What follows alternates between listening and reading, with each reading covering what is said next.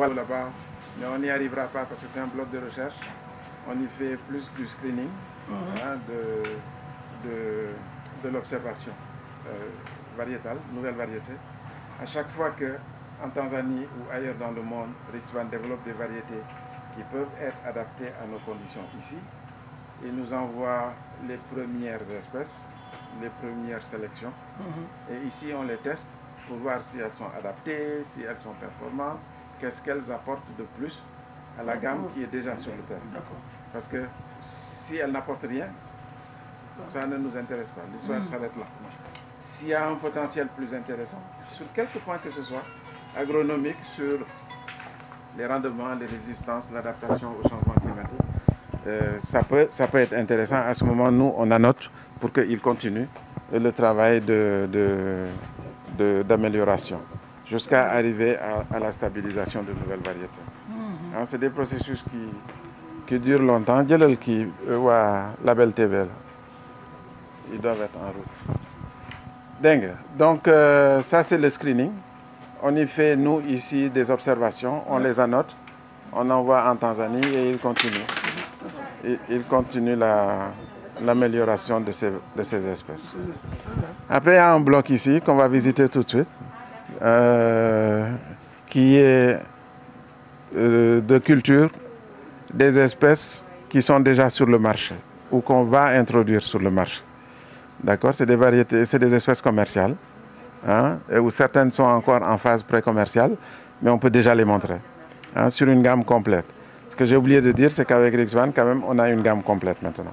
Si on parle de fruits et légumes de maraîchage, oui, je pense qu'on a tout. Oui, il y a des espèces qu'on n'a pas, l'oignon. Oui, pour le moment, oignon, haricot, ouais. Le haricot français, quoi, français. French bean, le haricot vert. Ouais. Et sinon pour le reste, le gombo aussi, mais on a commencé un programme de recherche et de sélection en Tanzanie. C'est ça. Donc il faudra 7-8 ans avant d'avoir les premières variétés. Voilà. Sinon on a une trentaine d'espèces potagères différentes. Voilà. Et quand on dit espèces potagères, c'est par exemple si on dit la salade, il faut savoir qu'il y a peut-être des centaines de variétés de salade dans la salade. Et pareil pour la tomate, et pareil pour les concombres, et pareil pour toutes les spéculations. Donc ici, on les essaie, on les produit pour les montrer aux producteurs, aux différents acteurs. Et on accueille ici tous les ans, on le faisait 2 fois par an, à pareille époque, et un peu plus tard, en juillet, pour montrer aussi d'autres espèces, ou celles qui sont les plus adaptées aux périodes chaudes et humides. Parce qu'on a 2 saisons maraîchères au Sénégal. Maintenant, là, c'est la période où les légumes chèroulent, parce que tout le monde en fait. Il suffit à la limite de jeter, et puis ça pousse tout seul, quoi.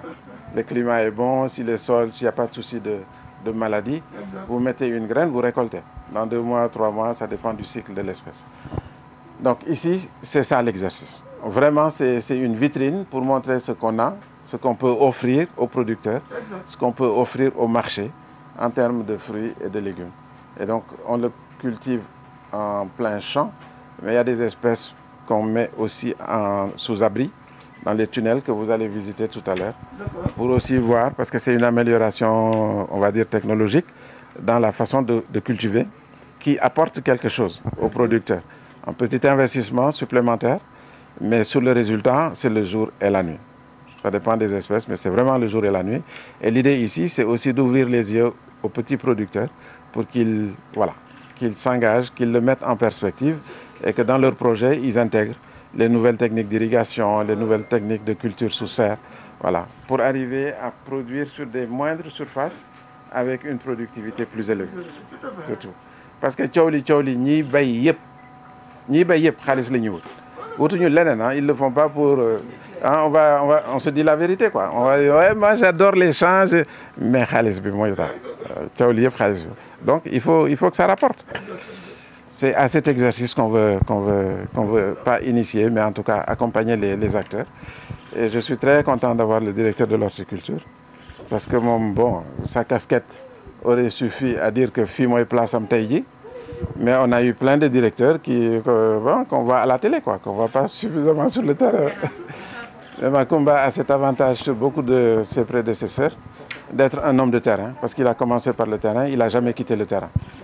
Et ça, c'est une chance pour le secteur, Liquides, c'est les acteurs qui ont mortels. Dans un dialogue constructif, là, on peut faire des choses extraordinaires. Je sais que le gouvernement a des ambitions, elles sont affichées, elles sont déclarées. Dans le secteur de l'horticulture, les ambitions sont claires. Sur beaucoup de produits, l'objectif, c'est l'autosuffisance. L'objectif, c'est aller vers l'industrialisation. Produire à suffisance pour transformer. Arrêter les importations. Je donne toujours ces exemples-là.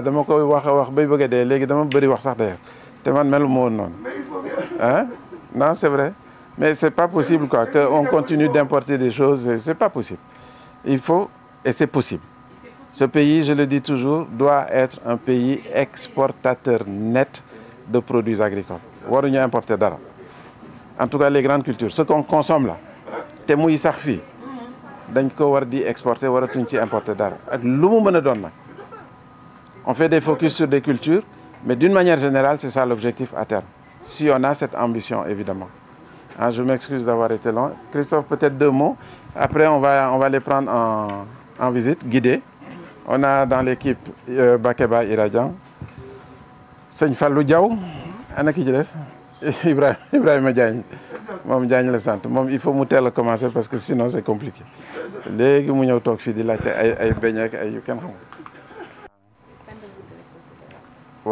ils sont en principe en route.